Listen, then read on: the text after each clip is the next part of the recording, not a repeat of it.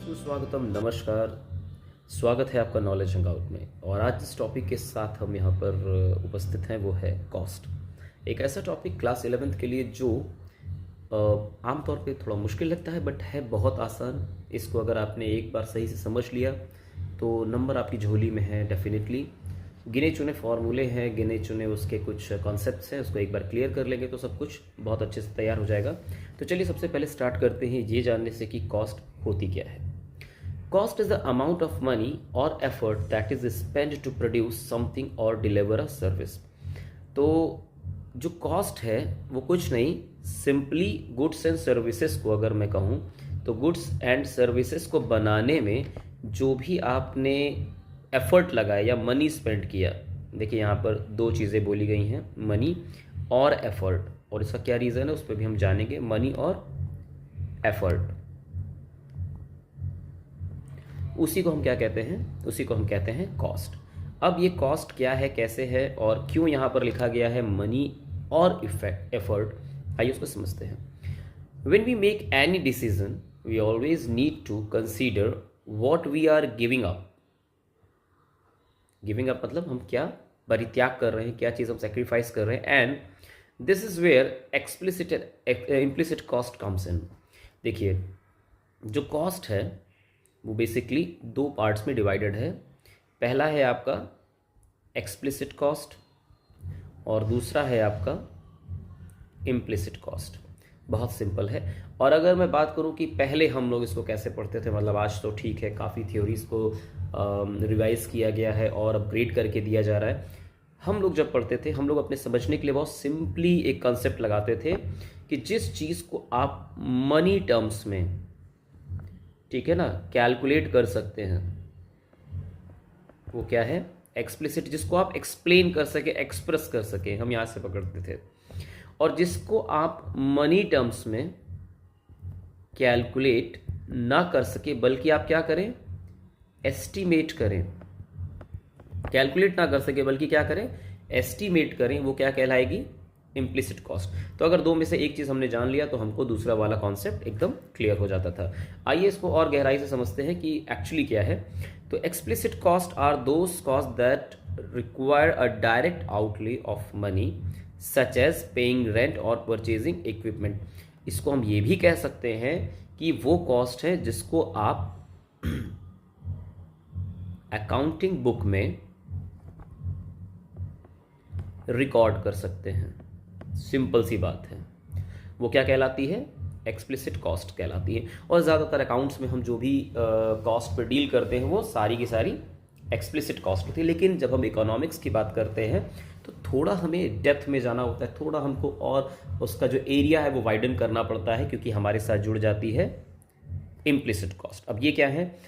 These are costs that represents the opportunity cost of using resources already owned by a business. For example, a small business owner might work in a business without a formal salary or use a part of their home as a retail store। चलिए इसको मैं बहुत ही simple भाषा में आपको मैं समझा देता हूँ। सपोज दैट कि एक व्यक्ति है और एक और व्यक्ति है तो ये दोनों फ्रेंड हैं आपस में। ये मिस्टर ए हैं और ये मिस्टर बी हैं, ठीक।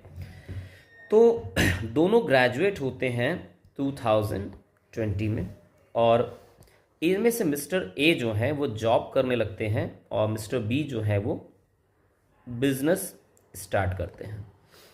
अब ये जर्नी चलती है लेट्स से 2030 तक। 10 साल लोग काम करते हैं। कितना टोटल? 10 ईयर्स। अब बिजनेसमैन जो है वो क्या कर रहा है?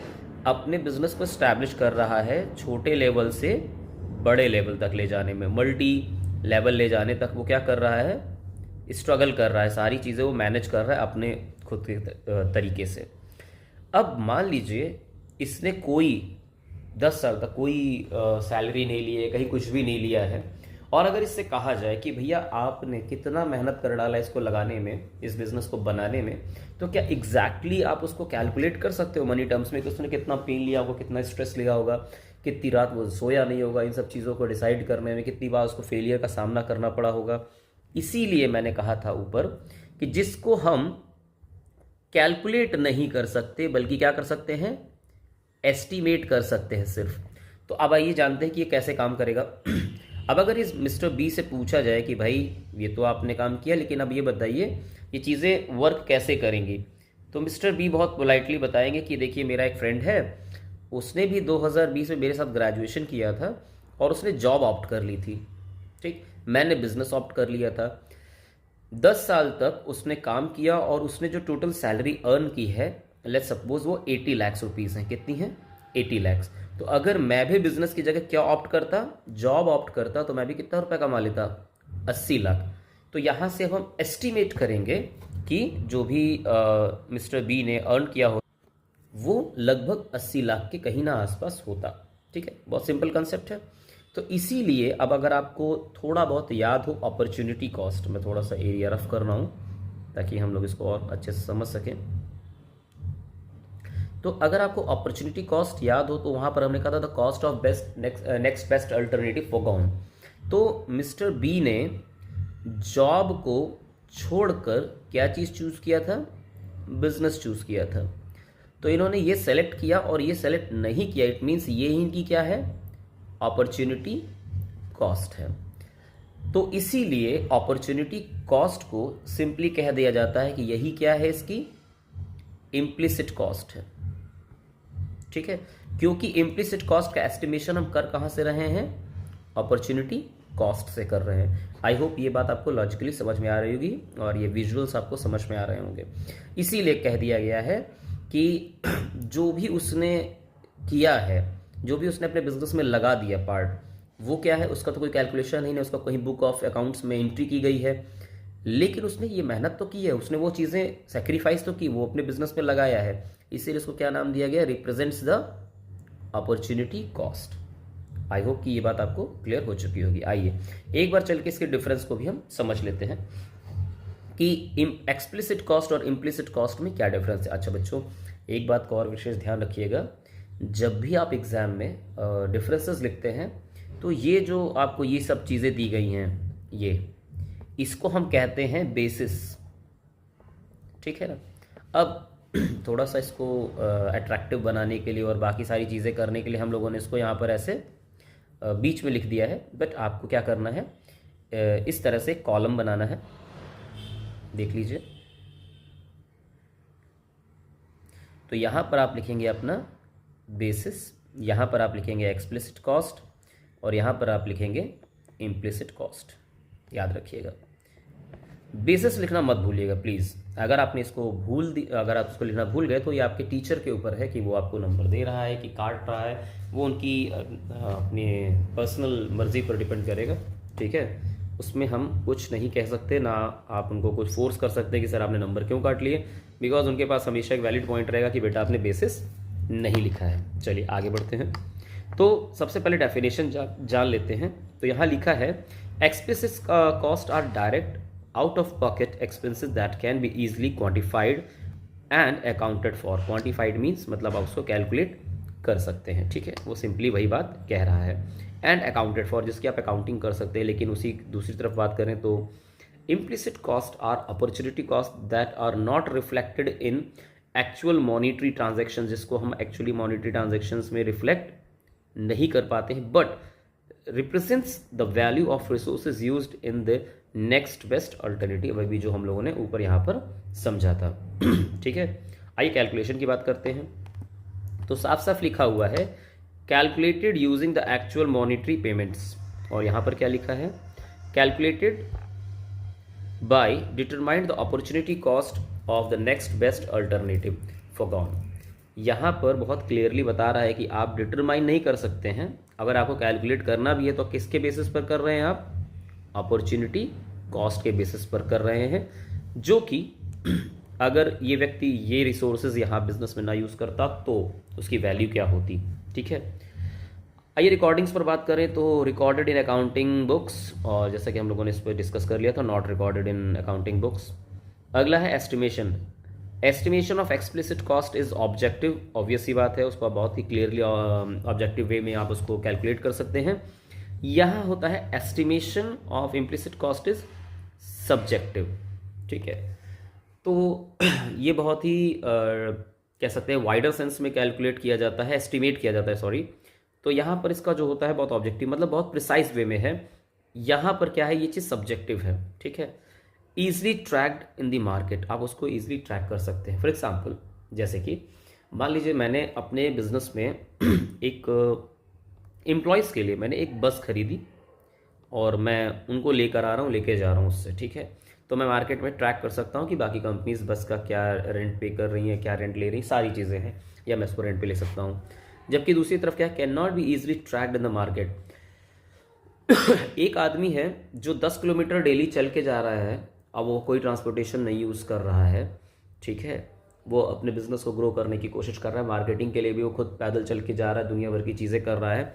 तो एक व्यक्ति जो स्ट्रेस ले रहा है अपने बिजनेस को मार्केट में बनाने के लिए, आप उसको ईजिली ट्रैक नहीं कर सकते हैं, क्योंकि मार्केटिंग के लिए एक व्यक्ति किसी को हायर कर सकता है, एक व्यक्ति खुद से जा सकता है, एक एडवर्टाइजमेंट कंपनी को हायर कर सकता है उसी चीज़ को कराने के लिए, एक सिंपल टारगेट को पूरा करने के लिए, सिंपल ऑब्जेक्टिव को पूरा करने के लिए 3 से 10 तरीके हो सकते हैं, ठीक है। लेकिन जो इस व्यक्ति ने तरीका अपनाया है, क्या वो इन पर भी सेम रहेगा? ऐसा कुछ कंपलसरी नहीं होता, इसीलिए आप उसको ट्रैक नहीं कर सकते मार्केट में। एग्जाम्पल के तौर पे है rent, salaries, utilities, raw material, वो सारी चीज़ें जो आप मार्केट से परचेस करते हैं अपने बिजनेस में लगाते हैं। वहीं एक बिजनेसमैन जो होता है वो टाइम, एफर्ट और जो उसने अपना सैलरी त्याग दिया है, जो वो प्रॉफिट कमा सकता था उस ड्यूरेशन में, जो बैठ कर घर पे सैलरी थोड़ा सा 8 आवर की नौकरी करके, 6 घंटे की नौकरी करके जो पैसा कमा सकता था, वो ना करके उसने अपने 20-20 घंटे लगाए हैं, उसने 10 साल लगा दिया अपना उस बिज़नेस को उठाने में। तो उसका कोई एग्जैक्ट कैलकुलेशन मार्केट में नहीं मिलता है, इसीलिए उसको क्या कहते हैं, इम्प्लिसिट कॉस्ट कहते हैं। चलिए, इतने के बाद ये तो एक ऐसा टॉपिक था जो बच्चों पूछा जाता है। आइए बेसिकली बात कर लेते हैं कि कॉस्ट हमारे सिलेबस के अकॉर्डिंग कैसे बाइफरकेट की गई है। तो सबसे पहले हमको देखने को मिलता है टोटल कॉस्ट, ठीक है। टोटल कॉस्ट को अगर मैं नॉर्मल बताऊं तो the total money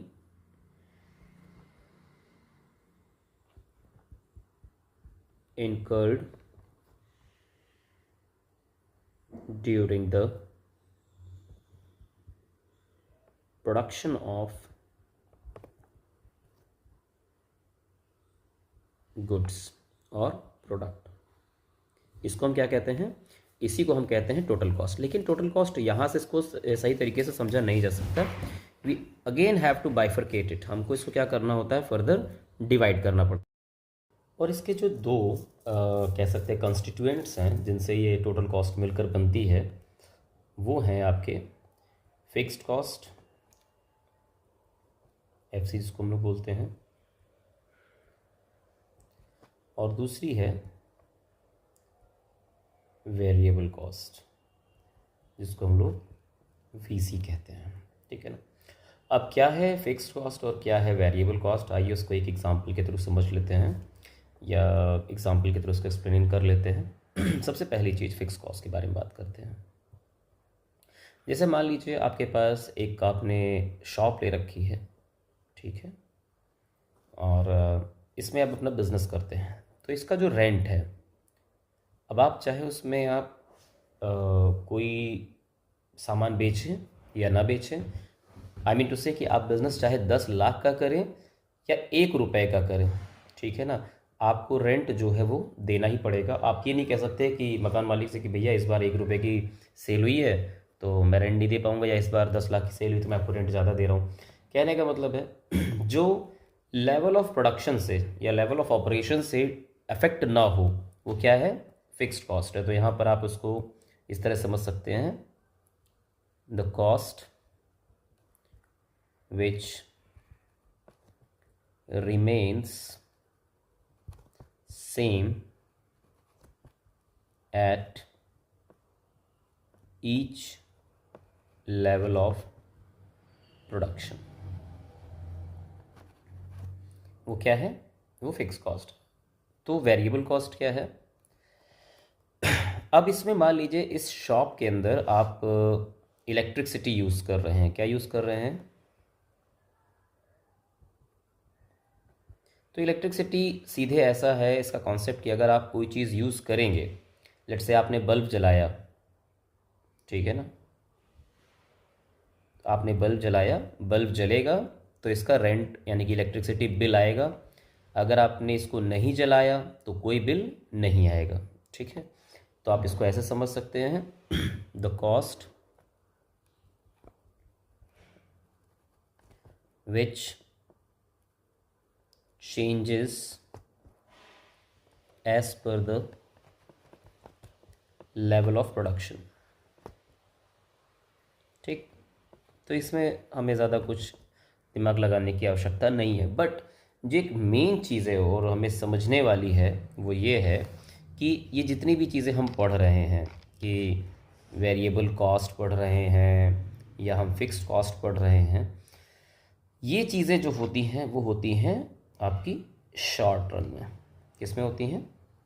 short run में। क्योंकि लॉन्ग रन में सारी कॉस्ट जो होती हैं वो कैसी हो जाती हैं? All costs are variable. तो उसमें कुछ भी जो है आपका वो फिक्स्ड वाला सिस्टम रह ही नहीं जाता। तो कभी कभी एमसीक्यू में पूछ लिया जाता है कि variable and fixed cost are found in short run और लॉन्ग रन और बोथ। तो सिंपल सी बात है, फिक्स्ड कॉस्ट और वेरिएबल कॉस्ट सिर्फ और सिर्फ शॉर्ट रन में देखने को मिलती हैं। तो इसके आगे इसको और डेप्थ में समझ लेते हैं। तो अगर मैं बात करूं कंसेप्ट की, तो there are three concepts, there are three concepts of cost. वो क्या है? तो ऐसे समझ लीजिए इसको, कॉस्ट के तीन कंसेप्ट्स हैं। पहला है टोटल, फिर है आपका एवरेज और लास्ट है मार्जिनल।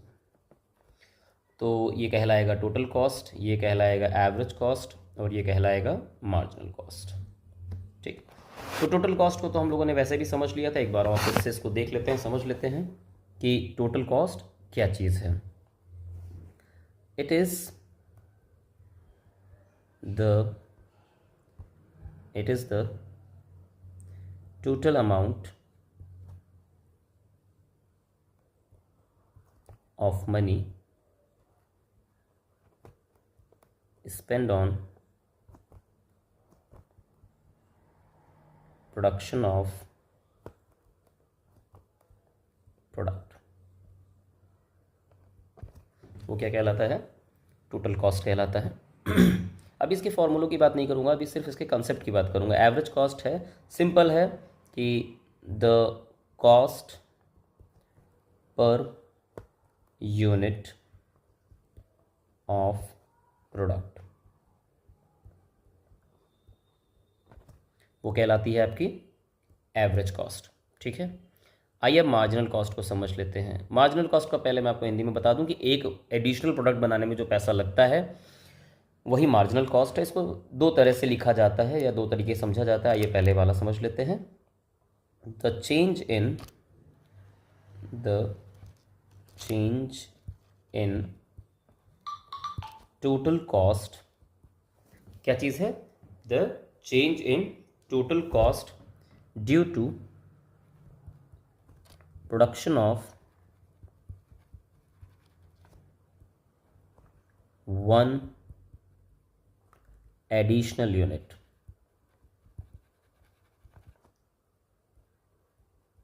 वो क्या है? Marginal cost. तो इसको दूसरी तरीके से कैसे लिखा जाता है आइए इसको देख लेते हैं। The cost incurred in production of one additional unit is called marginal cost। I hope कि क्लियर हो गया होगा। तो अब इसके हम फॉर्मूलों की बात कर लेते हैं। तो सबसे पहले टोटल कॉस्ट के फॉर्मूले की अगर हम बात करें तो अभी थोड़ी देर पहले ही हम लोगों ने डिस्कस किया था कि total cost equals to fixed cost plus variable cost, इसमें कोई दिक्कत की बात ही नहीं है। और अगर एवरेज कॉस्ट की बात करें तो एवरेज कॉस्ट का सिंपल फार्मूला है कि एवरेज कॉस्ट, अच्छा कई जगह पर इसको एवरेज कॉस्ट लिखा जाता है एसी, और कई जगह पर इसको एटीसी लिखा जाता है, एवरेज टोटल कॉस्ट, ठीक है, या आप इसको एसी भी कहिए, कोई दिक्कत की बात नहीं है।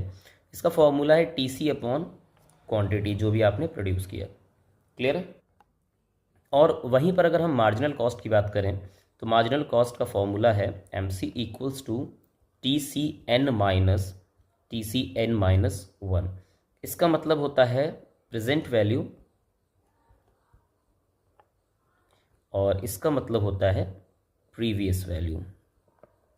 ठीक है, तो बहुत ज़्यादा इसको दिमाग पे जोर डालने की आवश्यकता नहीं, सिंपल सी चीज़ है, आप इसको समझ सकते हैं। ठीक है, अपार्ट फ्रॉम दिस क्या इसके कुछ और फॉर्मूले हो सकते हैं? The answer is yes. आइए उन फॉर्मूलोज को भी हम एक बार देख लेते हैं। तो देखिए टोटल कॉस्ट का तो एक और फॉर्मूला बनाया जा सकता है कि अगर हम मार्जिनल कॉस्ट को टोटल कर दो तो हमें टोटल कॉस्ट मिल जाएगी। एवरेज कॉस्ट को अगर हम और दूसरे इसमें सेंस में देखना चाहें तो देखिए ये जो टीसी लिखा गया है तो हम ये जानते हैं TC is equal to F C plus V C होता है, अभी हम लोगों ने देखा था। तो हम इस टीसी को इस चीज़ से रिप्लेस कर दें अगर, तो क्या मिलेगा? A T C equals to F C plus V C upon quantity and going further A T C equals to, ये इसका एवरेज हो जाएगा, तो A F C average fixed cost plus average variable cost. तो A T सी का एक और formula मिल जाता है, एक तो ये रहा और दूसरा ये रहा, तो इसको नंबर 1 कर सकते हैं आप, इसको नंबर 2 कर सकते हैं। अब मार्जिनल कॉस्ट जो है इसका एक और फॉर्मूला है, उसको अभी हम डायग्राम जब इसका पढ़ेंगे तो उसको एक बार डेप्थ में और जानेंगे कि ये सारी चीज़ें कैसी हैं। तो इसका जो फॉर्मूला बनता है वो बनता है marginal cost equals to V C N minus one. Variable cost से भी हम इसको निकाल सकते हैं। अब आइए, ये तो एक हमने ब्रीफ आइडिया ले लिया कि सारी चीज़ें कैसी दिख रही हैं, आइए अब डायग्राम की तरफ भी मूव करते हैं। तो from the very beginning and each topic को हम कवर करते हुए चलेंगे डायग्राम का। डायग्राम को मैंने बीच में इंडल्ज इसलिए नहीं किया था क्योंकि फिर फॉर्मूले समझना और डायग्राम समझना वो डिफ़िकल्ट हो जाता है, और अगर डिफ़िकल्ट नहीं होता है तो कम से कम कन्फ्यूजिंग तो रहता ही रहता है। तो आइए एकदम बिगनिंग से स्टार्ट करते हैं। कंसेप्ट बहुत क्लियर रहेगा। सबसे पहले हम बात करेंगे टोटल कॉस्ट की। सॉरी, राइटिंग कुछ ज़्यादा ही गंदी हो गई, हालांकि अच्छी नहीं है, फिर भी प्रयास रहता है कि अच्छा लिख सकूं। तो सबसे पहले हम बात करेंगे टोटल कॉस्ट की, और जैसा कि हम लोग जान चुके हैं कि टोटल कॉस्ट जो है वो fixed cost plus variable cost से मिलकर बनता है। और फिक्स्ड कॉस्ट में हमने जान लिया था कि जो कि सेम रहती है किस पे? ईच लेवल ऑफ प्रोडक्शन पे। उसको मतलब प्रोडक्शन लेवल से कोई मतलब नहीं होता है, ईच लेवल ऑफ प्रोडक्शन। तो इसको हम ये भी कह सकते हैं कि एक तरह से ये कांस्टेंट है। ठीक है, अब इसका जो कर्व बनता है वो कैसा है, आइए उसको देखते हैं ध्यान से।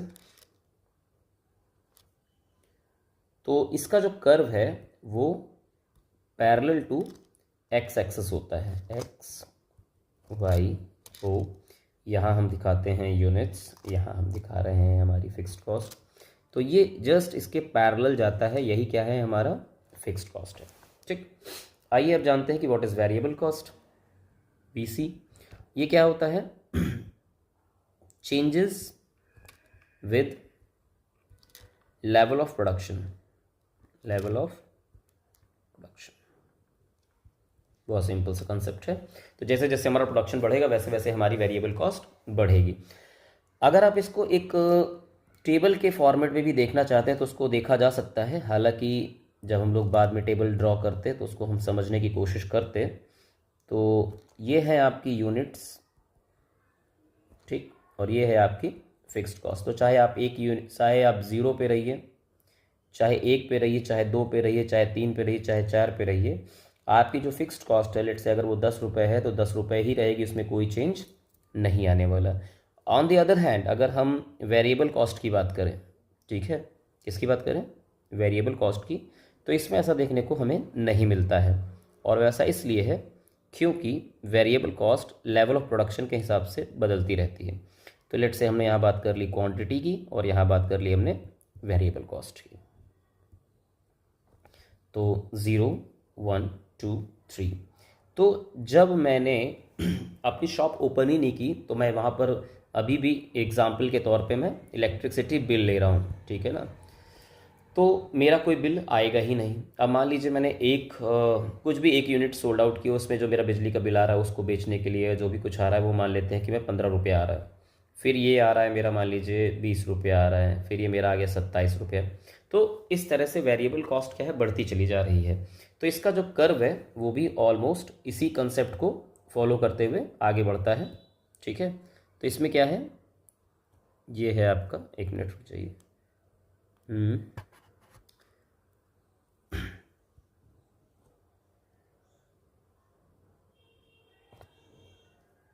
अब है क्या कि जो मेरी कॉस्ट है वो लगातार प्रोडक्शन के साथ बढ़ रही है। तो 0 से स्टार्ट हुई है देखिए, और आगे चलती चली गई, ठीक है। तो ये मेरी क्या है, वेरिएबल कॉस्ट है। बहुत सिंपल शब्दों में है ये, ठीक है। आई होप आपको ये बात समझ में आ गई होगी। तो ये क्या है, वेरिएबल कॉस्ट है मेरी, वीसी है, ठीक। इसकी लेबलिंग आप लोग मत भूलिएगा, बहुत से बच्चे इसकी लेबलिंग नहीं करते हैं और फिर कहते हैं कि सर नंबर किस बात के कट गए, तो इसी बात के कट जाते हैं। तो ये है आपका वेरिएबल कॉस्ट कर्व। अच्छा, अब इन्हीं दोनों को जोड़कर बनता है हमारा टोटल कॉस्ट। अब आ रहा है हमारा टोटल कॉस्ट। तो टोटल कॉस्ट इन दोनों कॉस्ट कर्व को जोड़कर बनाया जाता है। तो अगर मैं टेबल आपके सामने इसी टेबल को मैं ड्रॉ कर दूं एक बार फिर से, एक मिनट रुकिएगा।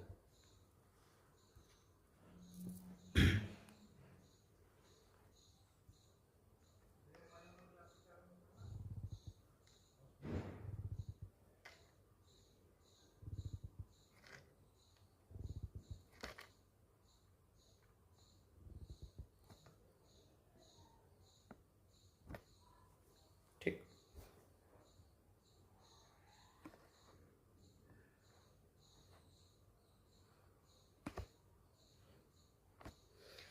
तो अब मैं यहाँ पर कलर थोड़ा चेंज कर लेता हूँ लिखने के लिए। तो मैंने यहाँ पर ले लिया लेट्स से क्वांटिटी, यहाँ मैंने ले लिया फिक्स्ड कॉस्ट, यहाँ मैंने ले लिया वेरिएबल कॉस्ट और यहाँ मैंने ले लिया टोटल कॉस्ट 0 1 2 3।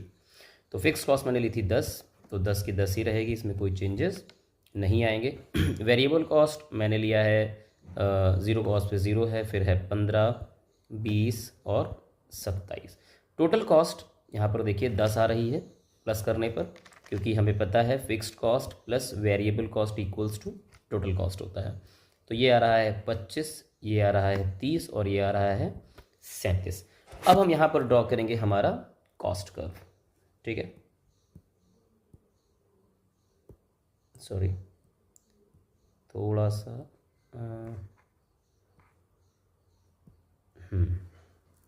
तो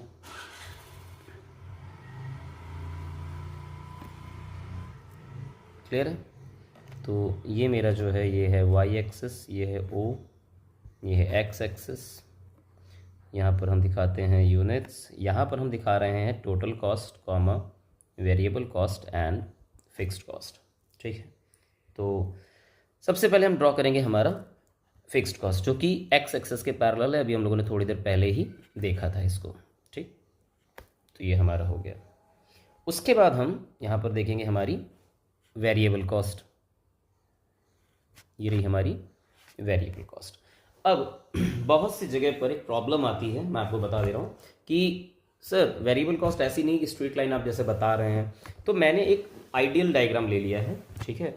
अगर इसको मैं नेचुरली वैसा बनाना चाहूँ जैसे बुक्स में दिखाई पड़ता है या कुछ ऐसा है, तो उसके लिए वो सिंपल सा कॉन्सेप्ट है कि वेरिएबल कॉस्ट ऐसी दिखती है, ये है हमारी वेरिएबल कॉस्ट, ठीक है। सॉरी मैंने टीसी लिख दिया, इसको ऐसे देखिए, ये है मेरी variable cost.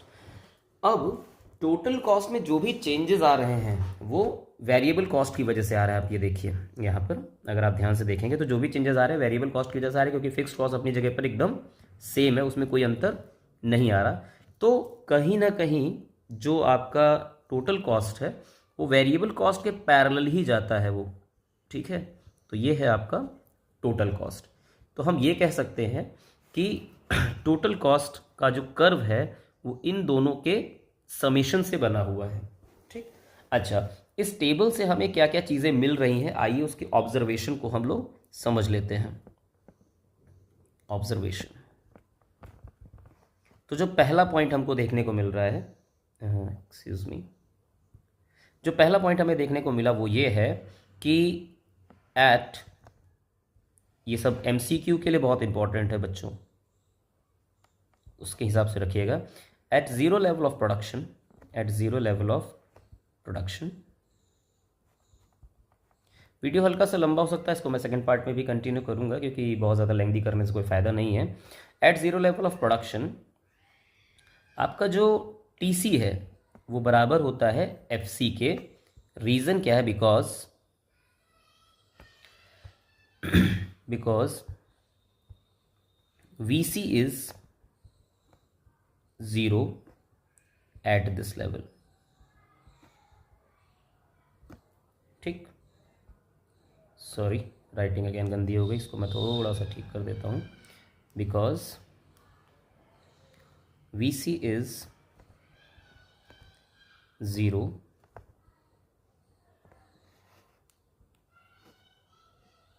Eight this level, ठीक। आई होप इतनी बात समझ में आ गई होगी। दूसरी बात इसको जो देख के पता चल रहा है वो ये है कि the change in TC is possible due to VC, ठीक है। तो बहुत सिंपल सा कॉन्सेप्ट है कि अगर भाई VC ज़ीरो ही रहे तो हर बार TC किसके बराबर रहेगा? FC के बराबर रहेगा। और अगर TC में कोई बदलाव आ रहा होगा तो किसकी वजह से आ रहा होगा? VC की वजह से आ रहा होगा। तो इतनी बातें हमें बिल्कुल भी ध्यान पे रखनी चाहिए। और एक चीज़ और कह सकते हैं कि जो वेरिएबल कॉस्ट है, variable cost is zero at zero production level. इसको इसलिए ज़रूरी है समझना क्योंकि इसी लेवल पर, ज़ीरो लेवल पर FC एग्जिस्ट कर रहा है। ये देखिए यहाँ पर FC एग्जिस्ट कर रहा है जबकि VC क्या है? ज़ीरो है। और इसीलिए FC और TC एक दूसरे के इक्वल है ज़ीरो लेवल ऑफ प्रोडक्शन पे। आई होप आपको ये सारी चीज़ें समझ में आई होंगी और मैं इसका जो PDF है वो भी आपको प्रोवाइड करा दूंगा। तो बने रहिए नॉलेज हैंगआउट पर। अगला वीडियो, इसका जो अगला पार्ट है, हम जल्दी लेके आपके सामने आएंगे और समझेंगे कि क्या है different relationship between these cost, और इसके न्यूमेरिकल्स पर भी हम ध्यान देंगे। तब तक के लिए टेक केयर, नमस्कार, जय हिंद, जय भारत।